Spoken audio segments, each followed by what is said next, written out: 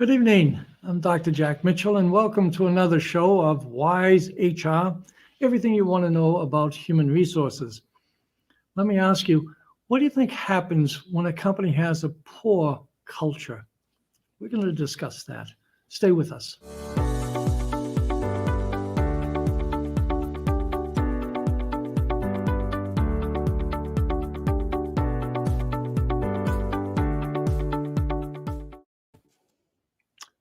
Hello, everyone. I'm Dr. Jack Mitchell, and welcome to Whyz Hr. We have another wonderful show tonight, and if you remember last week, I introduced you to two wonderful people, two real pros.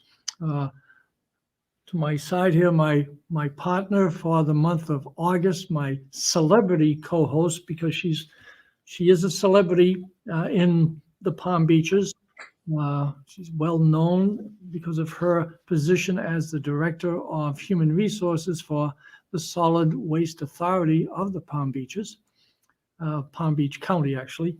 Is that correct? Yes.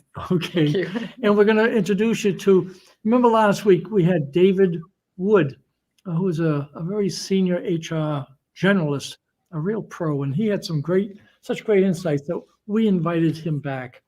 But before we actually start the show and so forth, I just want to reiterate our three goals for tonight and for all of our shows. I don't know if you remember any of them, but I'm not going to test you on this. Thank you. One of them is we want to have fun. That this is our time, and we want it to be as enjoyable as possible. But we want it to be fun for you as well. So. And we want it to be engaging as my second goal.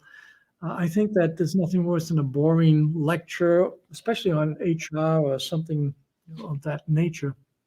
So we want to keep this as engaging as possible. It's really a dialogue and a discussion we're having with Colette and myself and with our guest that we have tonight, our friend David Wood. And the third thing, we do want to have it informative. And I think having people like David and like Colette as our guests tonight, you're going to have a lot of information. Just like last week, they provided such great insights. And these are, all three of us have many years' experience as HR professionals. And I think that's one of the values that we wanted to bring to you, our viewing audience, is the experience of three very senior HR people as we reflect on various aspects of employment. And last week we started talking about we talked about the role of HR, and then we get into the culture of a company and maintaining that culture. Tonight I want to kind of explore what happens if the culture isn't too great from the point of view of an employee. What do they do? From an point of view of an HR professional, what do you do? In terms of an employer, and if you're the CEO watching, what do you do? So I thought that would be valuable for folks, because we talked about the positive aspect of having a positive culture and how we bring that about. And basically we said it was through hiring the right people, knowing what the vision, the value, the standards of an organization are, how it comes from the top, and the HR professional can help to articulate that and then communicate that, and especially in the hiring, the orientation, and then the day-to-day implementation of the HR policies and procedures in a company.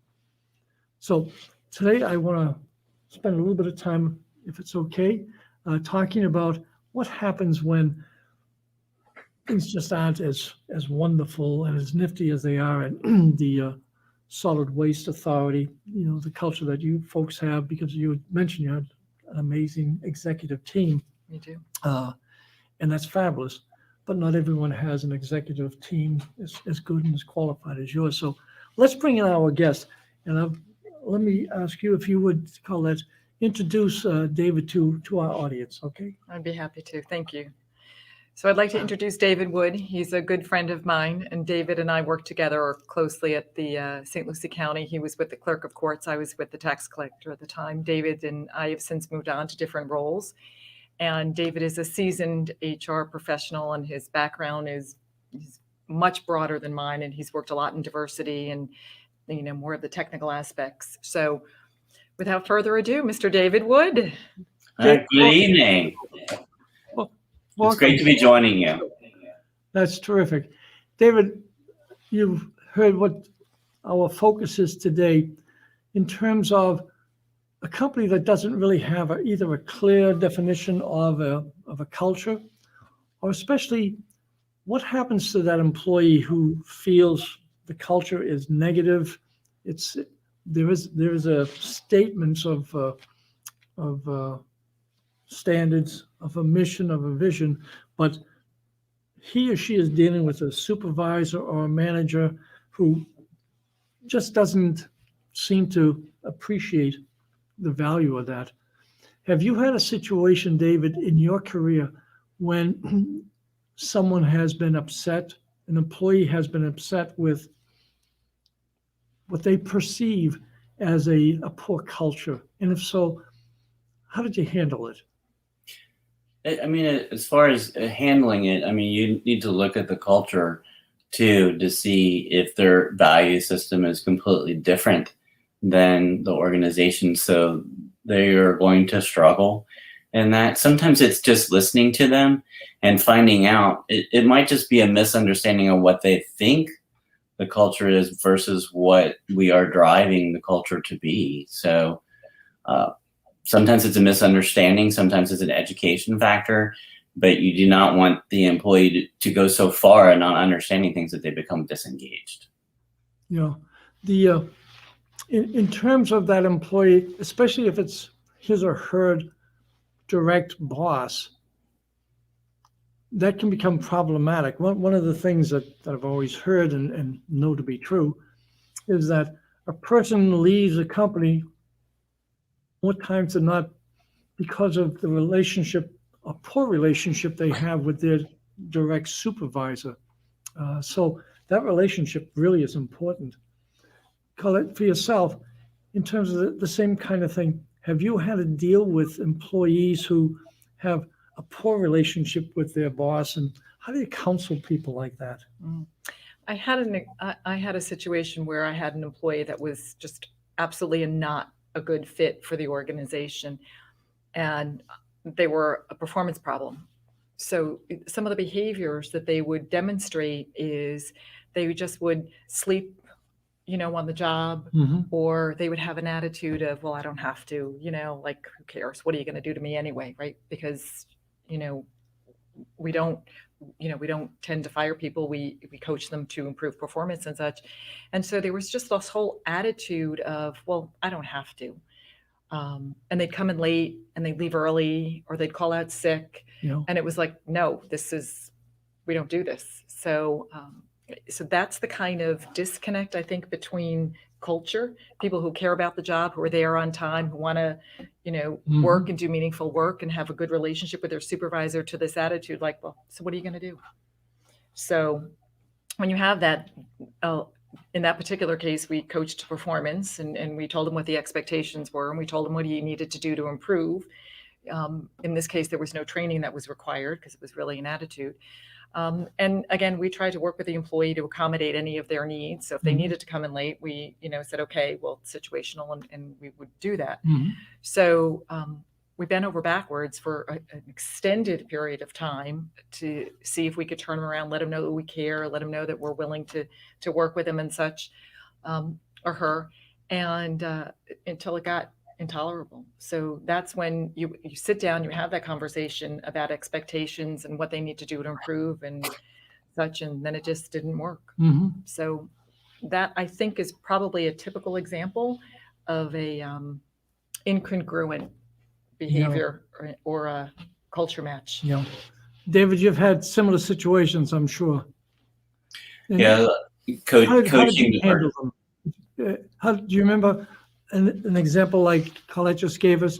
Do you remember a particular situation and what steps you took to either remedy the situation?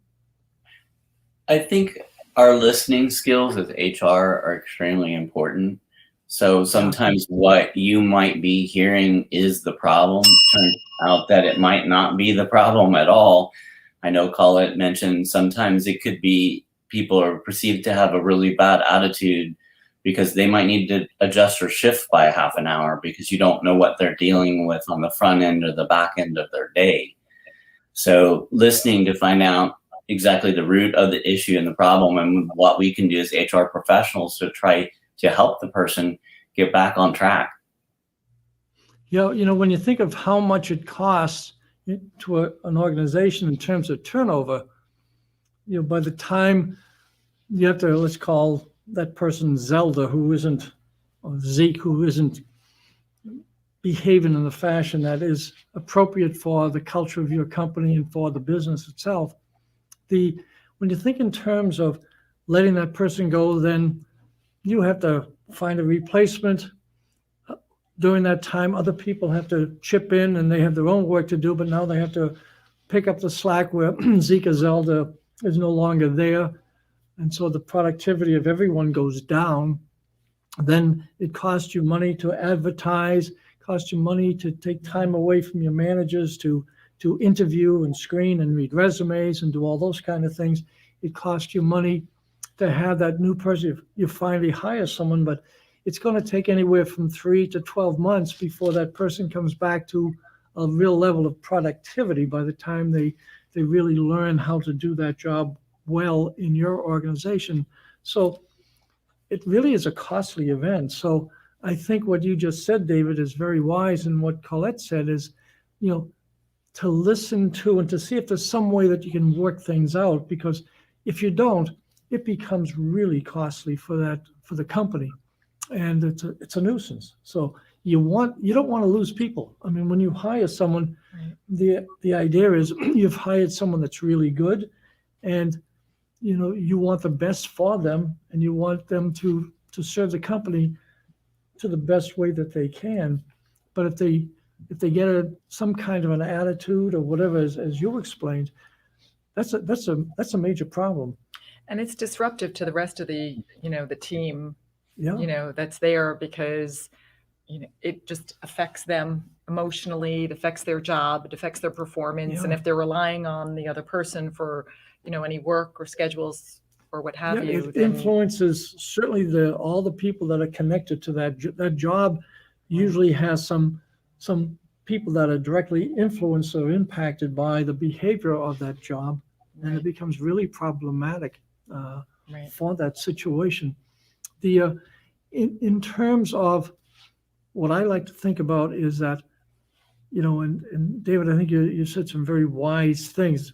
David's wonderful, isn't he? He's fabulous. You said some wonderful things, David, in terms of the listening skills. And I think that's critical, that we listen to these people and say, and it goes back to what you said last week, which was brilliant.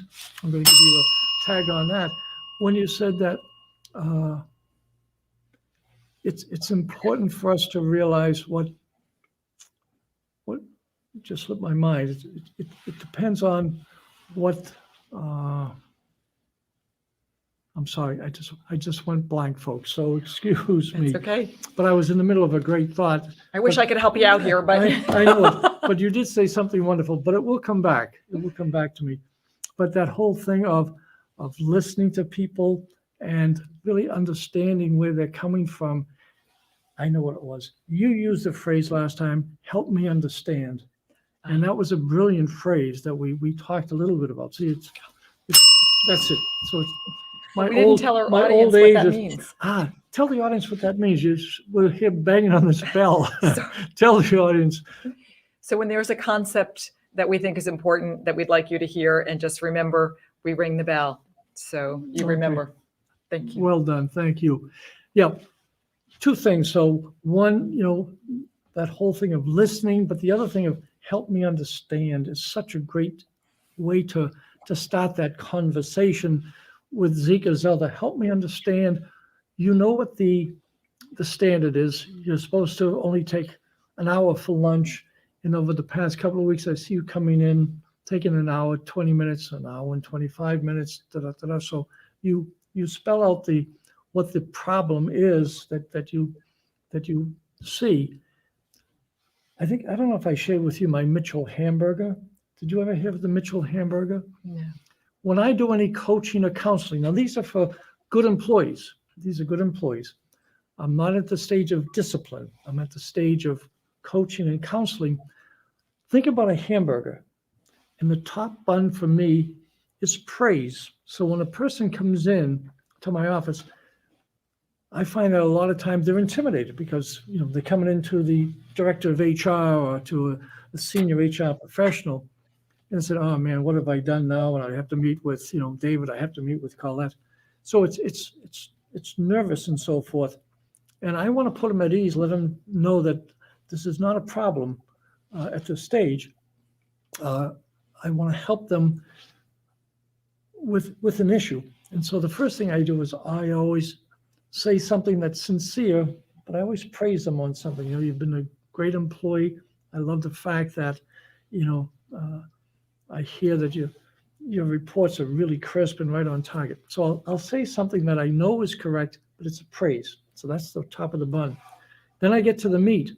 But before I get to the meat, I don't use what I call the ugly cousins.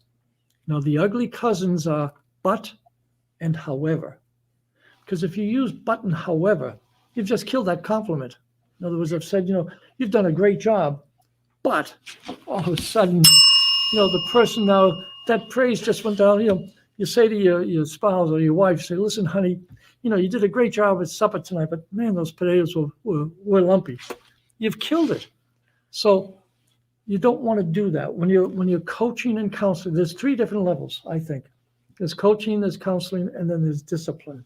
And it's a process that you go with employees. Coaching is when you have a good employee, and because you have more knowledge, you've been there longer, you want to kind of tweak. It's not a big monkey wrench. It's a little tweak. You want to improve their performance. And so you're going to say, "Zeke, Zelda, listen, I love what you did on that report." Put a period, and you got to take a breath. Don't use the ugly cousins. Then you say, "Let's talk about the spreadsheet, because I noticed that you're doing this, but here's a technique I've learned along the way." And so you explain the technique and so forth and say, what, and then you discuss the technique and how to do it and why to do it and so forth. That's the meat. And then you always end with the bottom half of the bun, which is praise. So it's praise, meat, praise. And the last one, you say, Makes sense. now that you know how to do that, man, you're just going to be one of the best people in our department doing this. That's terrific. That's coaching. So coaching is praise, meat, praise. But when you're in the meat, it's a matter of telling them how to do something a little bit different and praising them for that. Just like you do with your kids when you're coaching them how to ride a bicycle or how to hit a T-ball or whatever. So that's coaching. The next step, to me anyways, is counseling. Counseling is when I see a good employee. Now, this is a good employee. I use the Mitchell hamburger again. I'm going to start with praise. I don't use the ugly cousins. I put a period after my bun, okay? And then I get into the meat. I said, let's talk about, I noticed last week that you were late on 2 different occasions. Help me understand what was happening there and what can you do about that? Because our policy here is that you need to be here at 8:30 at your desk starting to work. And I saw you coming in at 8:30. Then you went to the ladies' room, you put on your makeup, then you went to the cafeteria, you got coffee. By the time you got, and then you chit-chatted with some of your neighbors, and you didn't get to your desk actually till about 10 minutes to 9. So help me understand, what can you do to improve that? And so you use the Socratic method, but I'm not going to get into that right now. So you get into that discussion with them, that's the meat. And then at the end, you go the praise.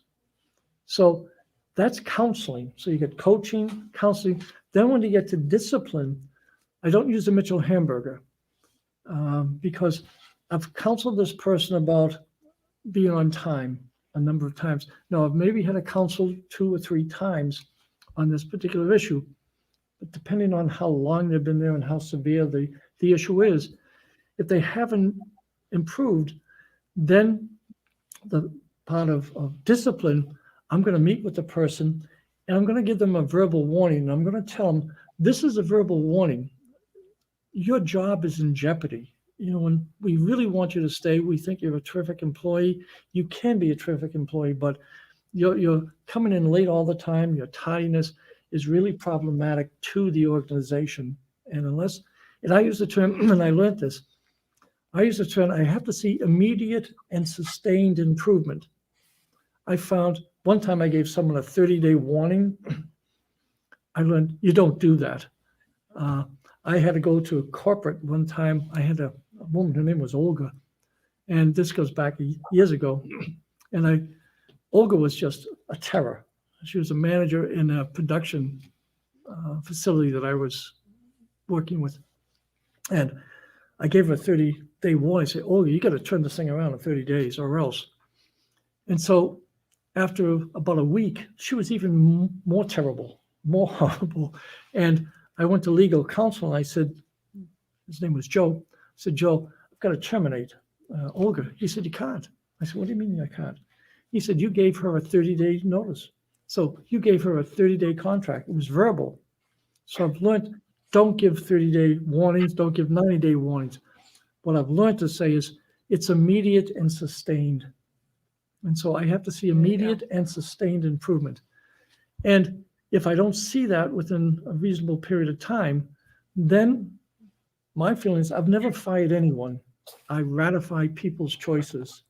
They choose, they know, I've coached them, I've counseled them, and I've told them, issues. And I've verbally warned them. But now, after one or two verbal warnings, then I go into a written warning. And the written warning is say, listen, for some reason, you didn't hear me, but your job is that important. I'm writing it down. I'm putting it in black and white so you really understand how serious it is that you turn this thing around. And then they'll have the written warnings. So it's coaching, counseling, and discipline. And so that's how I personally would handle something. We got to pause because I get a little chatty there, I'm afraid. We need a commercial break, okay? So we'll be back in just a minute. The Greek philosopher Socrates said, the first step to wisdom is to know thyself. Complete a Whyz Hr personality profile to really know yourself. Get a 93 to 97% accurate 40-page comprehensive report of your personality styles. You'll also have the opportunity to have a phone consultation with an expert in understanding the report.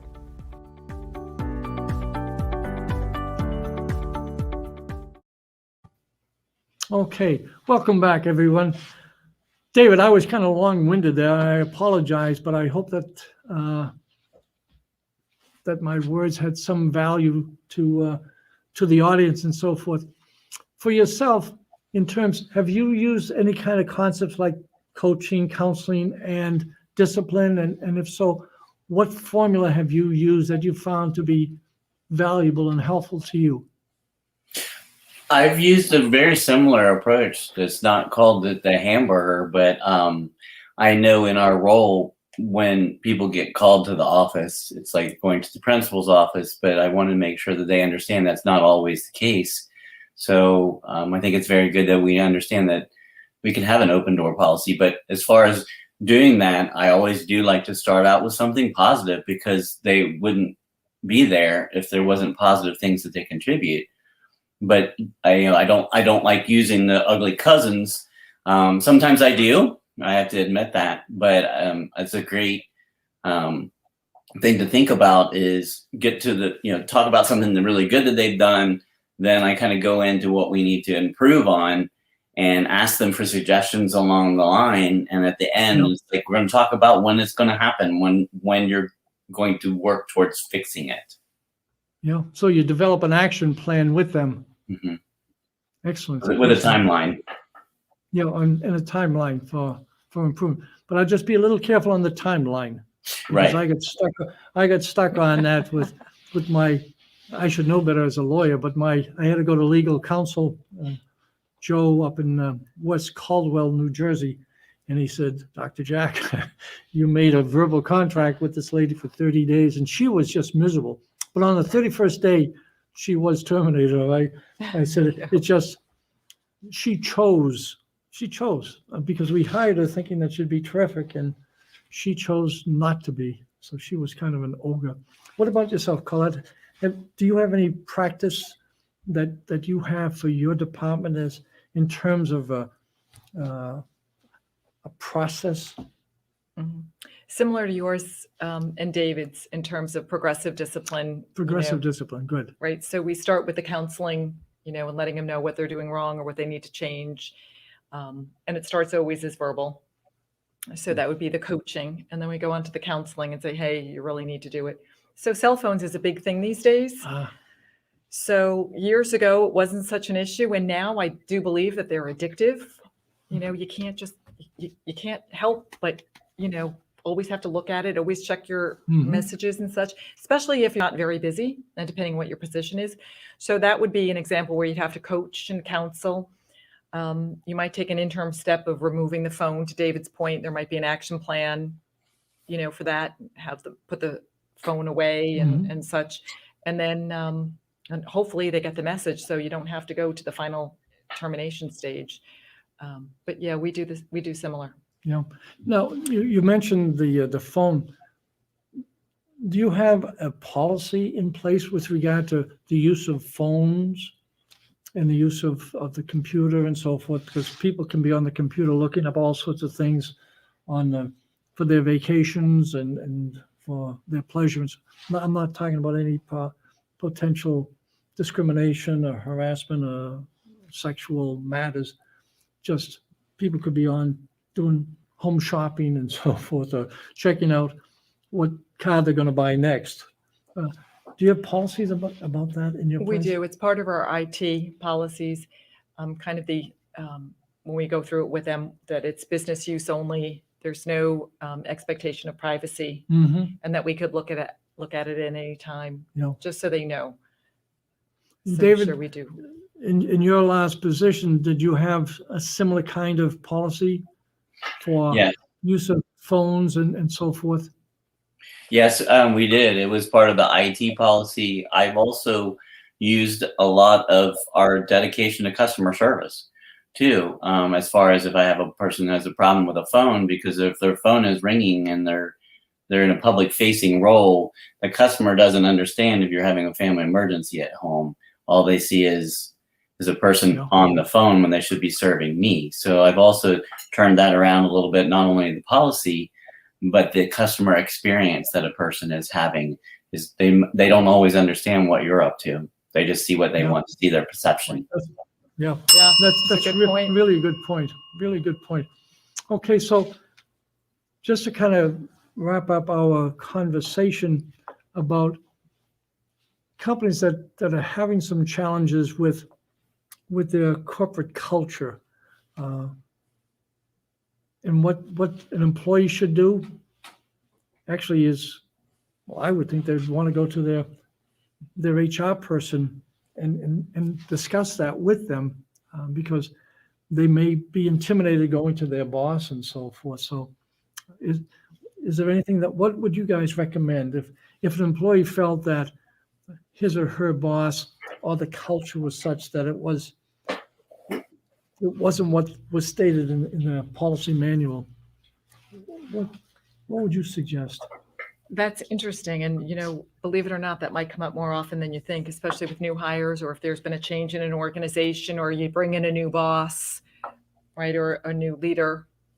They want to do things their way and they don't really understand the culture. So whenever you have somebody coming new, that's always the challenge of making sure you can bridge the expectations with the culture, as well as bring in new change. So we've had that as well. And generally, to your earlier point, people quit their bosses, not necessarily their job, more often than not. So you try to talk to the employee, understand what they're saying, see if there really is a disconnect, or sometimes it's just understanding the new expectations, right? Because every job changes. And David, I think you mentioned that one of the things that are really important is the ability to be able to change and adapt. So, and that's employees as well. So you have a new boss, then you have to adapt to that new boss's management and leadership style. You have to understand the way they work and their expectation. And that generally is just a conversation, again, trying to understand.